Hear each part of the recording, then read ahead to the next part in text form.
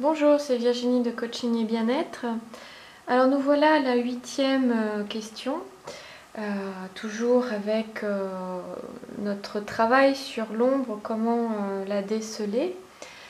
Eh bien la 8e question va porter sur nos sensations corporelles, à savoir lorsque je suis sous l'emprise de cette facette d'ombre, de l'aspect que l'on voit depuis le début, depuis la première vidéo, en fonction du tas de cartes que vous avez choisi.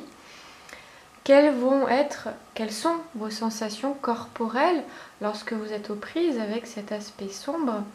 En fait, voilà, vous reconnecter, ça va vous permettre de vous reconnecter avec vous-même, parce que le langage corporel dit vrai sur ce que vous ressentez, votre émotion, et sur votre côté plus sombre. Et voilà, donc d'où l'importance d'être au contact de son corps et de tous ses ressentis. Voilà, donc ce qui nous ramène en fait à la réalité du moment présent. Voilà. Alors, si vous avez choisi l'élément eau, nous avons elle Caution. Bon, c'est une carte supplémentaire duel Goliath. Et pour aujourd'hui, j'ai choisi un autre oracle, The Sacred Self-Care Oracle. Voilà, un petit livret. Bon, il est en anglais. Voilà, j'aime beaucoup. Voilà, je vous le présenterai un autre jour. Voilà. Alors, et nous avons comme carte conseil Read. J'ai du mal avec l'anglais, mais bon, lire. Voilà, je peux traduire. Bon, du coup, pour répondre à cette question, lorsque je suis sous l'emprise de cette facette, quelles sont mes sensations corporelles? Alors on va partir depuis le début, depuis ce qui s'en est ressorti de vos lectures, votre aspect sombre est apparemment lié aux peurs, à certaines de vos peurs.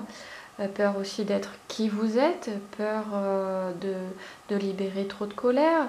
En fait, vous avez peut-être peur de tous vos aspects sombres, en croyant qu'il y en a énormément, et peut-être en croyant que vous êtes quelqu'un de pas bien. Et bon, voilà. Du coup, lorsque vous êtes sous l'emprise de cette facette de vous-même, vos sensations corporelles peuvent ressembler une certaine immobilité, paralysie. Qu'est-ce que fait la peur en général? Oui, elle paralyse, elle immobilise, elle empêche d'avancer, elle empêche d'évoluer. Et en vous, voilà, vous pouvez très bien avoir le corps très raide, très tendu, noué. Voyez par vous-même, soyez à l'écoute, voilà, quand vous avez peur, quand vous vous sentez aussi en colère. Où se situe cette colère? Où se situe cette peur? Essayez d'être plus présente dans ces moments-là à vos sensations. Et essayez de vous laisser traverser justement par vos émotions et d'être plus à l'écoute de vos sensations. C'est comme ça que souvent on arrive à gérer sa colère. C'est en étant un petit peu spectateur, observateur de son émotion, que finalement on ne se laisse pas déborder par cette colère-là et par d'autres émotions.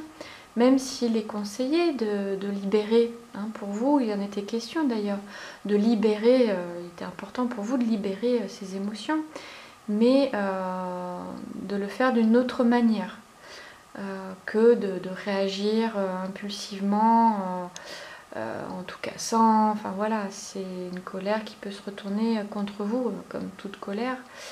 Mais essayez de revenir à vos sensations corporelles et de ressentir ce qu'elles provoquent en vous. qu'il est vrai que cette peur vous empêche d'avancer dans votre vie. Et enfin voilà, on la voit, cette petite souris là. Bon, il semble pas qu'elle ait vraiment peur, mais il n'empêche qu'elle doute, qu'elle peut hésiter sur la bonne direction à prendre. Enfin, elle sent le danger. Voilà. Ah, peut-être aussi que... Alors si ce sont des peurs, si vous êtes souvent habité par des peurs, peut-être que vous êtes aussi dans l'anticipation, la projection de scénarios catastrophes. Et c'est peut-être à ce moment-là aussi d'écouter, de revenir à vous et d'écouter vos sensations. Voilà, il y a peut-être aussi au niveau de la sensation, ça peut être oui quelque chose de noué au niveau de la gorge. Comment est votre respiration aussi? Revenez à votre respiration. Prenez des cours, je sais pas, de yoga où on apprend, on fait un travail respiratoire, des travails respiratoires de détente, de sophrologie. Peut-être ce serait bien pour vous voilà, de vous consacrer à ce genre de méthode pour la gestion de vos émotions et pour les dépasser et les libérer, voilà, les libérer, les dépasser. Le conseil pour vous, alors bon, au-delà du mot lire, peut-être que ce qui serait bénéfique pour vous, c'est de relever la tête un petit peu, de sortir un petit peu de votre fixation sur vos peurs, sur tout votre aspect sombre, d'essayer de voir autre chose, de relever la tête et puis de voir d'autres horizons. À un moment donné, on avait la carte, je crois, pour vous. Je ne sais pas si je l'ai noté. Je crois que c'est vous. Mais de voir d'autres horizons, d'aller voir au-delà de ce qui se passe, plutôt que d'être focus sur vos peurs, sur votre colère, sur tout ce qui ne va pas. Et voilà, peut-être aussi on peut voir aussi des livres de développement personnel, de lire, de voir certaines choses, comment vous pouvez gérer vos émotions. Voilà, peut-être un livre sur la gestion de ses émotions, de sa colère. Et par rapport à tout ce qu'on a dit depuis le début des vidéos. Voilà. Voilà pour la première. Allez, l'élémentaire.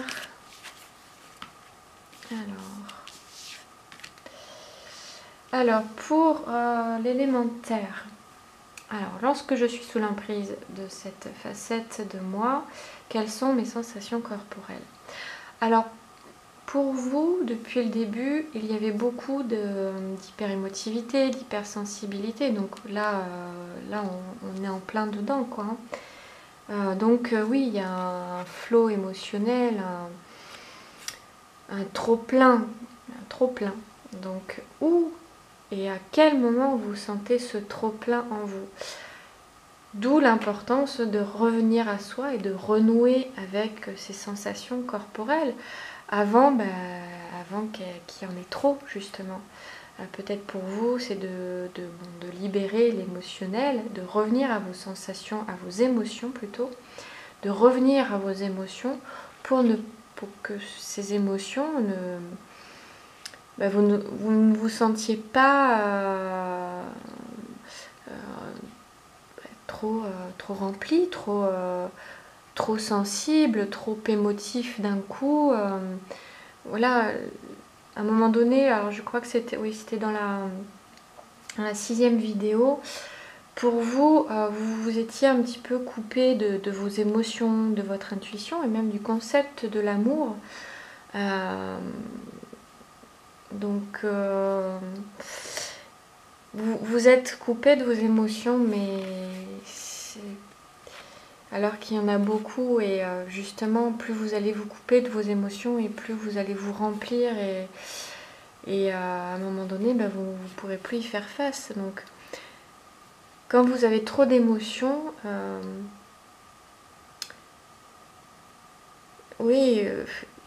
quelle sensation ça vous provoque? Oui, ça peut être l'envie de pleurer. Est-ce que vous pleurez assez? Si vous êtes coupé de vos émotions, est-ce que vous vous autorisez à pleurer? Quand on s'empêche de pleurer, c'est souvent que la gorge se noue, aussi au niveau du ventre, hein. On dit que le ventre c'est le siège des émotions, c'est notre deuxième cerveau aussi. Donc vous voyez peut-être au niveau de la gorge, au niveau du ventre et au niveau oui, de la libération émotionnelle, quoi. Pour vous il est peut-être important, comme on disait l'autre jour, de renouer avec vos émotions et puis de vous autoriser à pleurer, quoi, hein, avant que ça déborde, avant que vos émotions débordent. Et pour vous, le conseil c'est le massage. Alors, il y a la massothérapie. Je propose des massages thérapeutiques où effectivement c'est un massage libération émotionnelle. Donc peut-être que pour vous, ce serait très bénéfique parce que dans notre corps, oui, chaque émotion, c'est notre corps qui contient en fait tous nos contenus refoulés, toutes nos émotions refoulées. C'est notre corps qui est le réceptacle de tout ça et ça provoque très souvent des tensions, des douleurs et même parfois des maladies. Donc d'où l'importance de libérer ces émotions, de ne pas les refouler et avant que le corps il tombe malade ou qu'il manque d'énergie. Voilà, soyez à l'écoute de vos émotions et de vos sensations corporelles. Hein, car oui, par exemple, quand vous allez être stressé, c'est souvent qu'on va se tendre, ça peut être au niveau de la mâchoire, au niveau du haut du dos, même au niveau des fessiers.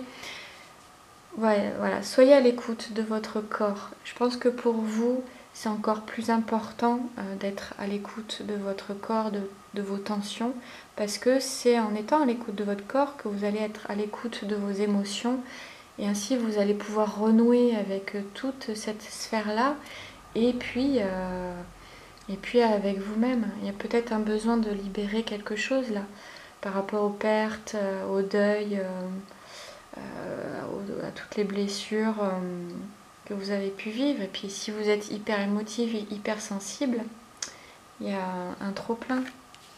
Il faut que ça sorte. Voilà pour l'élément de terre. À l'élément de l'air. Alors, lorsque je suis sous l'emprise de cette facette, quelles sont mes sensations corporelles?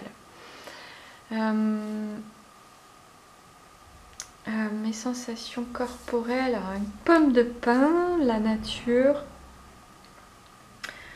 Alors vous, votre facette, c'était lié au rôle de la mère, la place imposante et votre petite place et le fait de ne pas prendre vos responsabilités sur vos choix de vie, sur vos actions, sur votre propre vie. Comment vous pouvez vous sentir par rapport à tout ça au niveau corporel, divisé? Je sais pas, je le ressens comme ça, écartelé un peu. Vous voyez si ça résonne ou pas avec vous, mais c'est comme ça que je le perçois. Et du coup, le fait de vous sentir écartelé viendrait de votre sentiment de ne pas trouver votre place par la place imposante que prenait votre parent, votre mère. Et du coup, oui, il y a vraiment ce sentiment d'être écartelé, d'être divisé en plusieurs morceaux, de ne pas être dans l'union de votre corps et de votre esprit, d'être dans l'unicité, d'être dans la complétude, d'être dans le corps, encore comme la dernière vidéo, d'être dans la conscience de qui vous êtes, comme si vous ne saviez pas qui vous êtes en fait. Et peut-être une difficulté aussi à vous ancrer du coup. Le fait d'être écartelé, de ne pas vous sentir complète, unie entre le corps et l'esprit, il y a peut-être un déséquilibre et du coup certaines difficultés pour vous de vous ancrer. Et c'est pour ça qu'ici le conseil, chanter, chanter, ça peut aussi vouloir dire libérer votre voix, libérer votre parole. Peut-être que ce serait important pour vous de dire les choses, de vous autoriser à dire ce que vous ressentez, que ce soit par rapport à votre mère. Alors peut-être pas forcément lui dire ouvertement comme ça, mais peut-être de faire un travail sur vous, d'écriture ou de chanter. Si c'est votre truc de chanter, chantez, mais écrivez les paroles pour vous justement de libérer de ce poids maternel. Et on dit aussi que chanter est lié à la respiration. Et du coup, la respiration est liée à une sorte d'ancrage et de s'ancrer aussi au moment présent, dans sa réalité. Voilà, donc il y a vraiment voilà, peut-être cette sensation au niveau du plexus pour vous, de la gorge, quelque chose qui est noué, vous empêcher de parler, de dire. Oui, et vraiment un sentiment de pas être présent à votre corps même. Hein.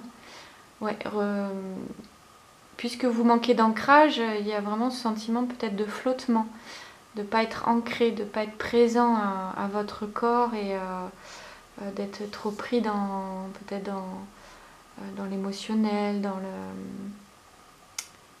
le... Ouais. Bon, voilà, c'est fini pour moi. Voyez si ça résonne ou pas pour vous. N'hésitez pas à liker, à commenter, à vous abonner. Et puis, si vous êtes toujours partant, eh bien écoutez, on se retrouve pour la 9e question qui sera que me révèle l'archétype qu'on a vu précédemment au niveau que me révèle cet archétype comme émotion et sentiment. Là, on va plus voir quels sont exactement les émotions et les sentiments que vous éprouvez qui sont en lien avec l'archétype de la dernière fois. Voilà, donc je vous dis à la prochaine vidéo.